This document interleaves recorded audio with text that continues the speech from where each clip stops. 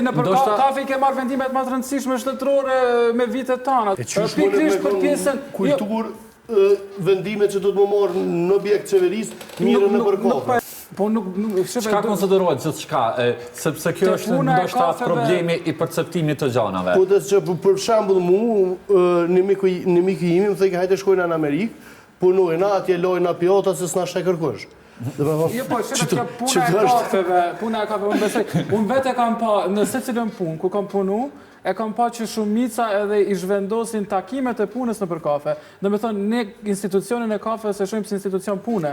Nuk e shojmë thjesht si institucion për socializim.